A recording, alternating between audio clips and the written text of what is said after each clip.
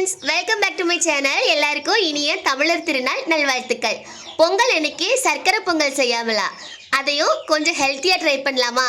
கருப்பு கவனி அரிசி பொங்கல் எப்படி செய்யுதுன்னு பார்க்கலாம். ரெசிபிக்குள்ளே போகலாமா?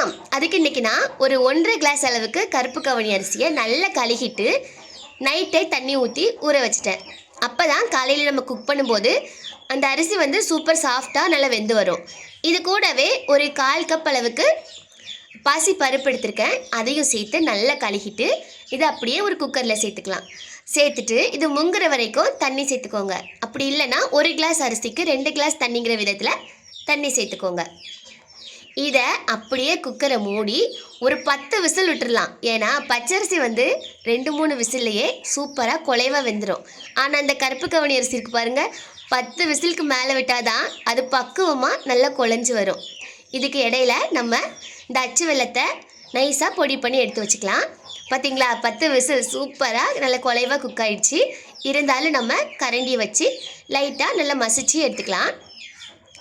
இந்த பச்சரிசி சேர்க்கும்போது நமக்கு வந்து டேஸ்ட்டு வந்து சூப்பராக இருக்கும். ஆனால் அந்த கருப்பு கவனி அரிசி வந்து ட்ரை பண்ணி பாருங்கள், அதை விட டேஸ்ட்டும் சூப்பராக இருக்கும்.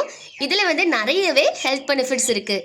குட்டீஸ் வந்து நம்ம அந்த கஞ்சி மாதிரிலாம் செஞ்சு கொடுத்தா கண்டிப்பாக சாப்பிட மாட்டாங்க. ஆனால் இந்த மாதிரி சர்க்கரை பொங்கல் செஞ்சு கொடுங்க, கண்டிப்பாக இன்னும் கொஞ்சம் தாங்கன்னு கேட்டு வாங்கி சாப்பிடுவாங்க. நம்ம இந்த வேக வச்ச அரிசி கூட அந்த நாட்டு சர்க்கரை கூட நீங்கள் சேர்த்து யூஸ் பண்ணிக்கலாம்.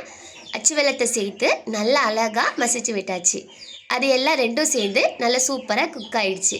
இதில் கொஞ்சமாக டேஸ்ட்டை இன்க்ரீஸ் பண்ணுறதுக்காக கொஞ்சோண்டு உப்பு சேர்த்துக்கலாம்.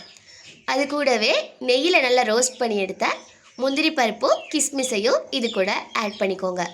நல்லா கிளறி விட்டுக்கோங்க. உங்களுக்கு இந்த ஸ்டேஜ்லேயே நீங்கள் வந்து ஸ்டவ் ஆஃப் பண்ணி சர்வ் பண்ணலாம். ஆனால் எனக்கு என்னமோ கொஞ்சம் தேங்காய் பால் சேர்த்து செய்யும்போது நல்ல க்ரீமியான ஒரு டெக்ஸ்சர் கிடைக்கும்.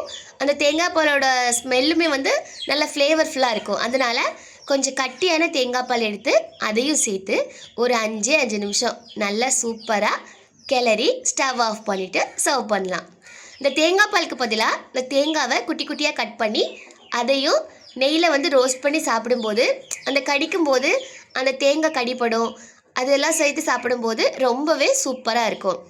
எப்போவுமே சர்க்கரை பொங்கல் பச்சரிசியில் செய்கிறதுக்கு பதிலாக ஒரு தடவை இந்த மாதிரி ட்ரை பண்ணி கொடுங்க. கிட்ஸ் விரும்பி சாப்பிடுவாங்க. பெரியவங்களுக்கும் ரொம்பவே ஹெல்த் பெனிஃபிட்ஸ் இருக்குது. மறக்காமல் ஒரு தடவையாச்சும் இந்த மாதிரி சர்க்கரை பொங்கல் செஞ்சு கொடுத்துட்டு எப்படி இருக்குன்னு ஃபீட்பேக்கை கமெண்டில் சொல்லுங்கள். அப்புறம் இந்த வீடியோ வந்து உங்களுக்கு பிடிச்சிருந்துச்சுன்னா லைக் அண்ட் ஷேர் பண்ணுங்கள். நான் போடுற வீடியோஸ் யூஸ்ஃபுல்லாக இருந்துச்சுன்னா என்னோடய சேனலை சப்ஸ்கிரைப் பண்ணிக்கோங்க. தேங்க்ஸ் ஃபார் வாட்சிங். இந்த தை திருநாளோட உங்களோட வாழ்க்கையும் தித்திப்பான நினைவுகளோட மலரட்டும்.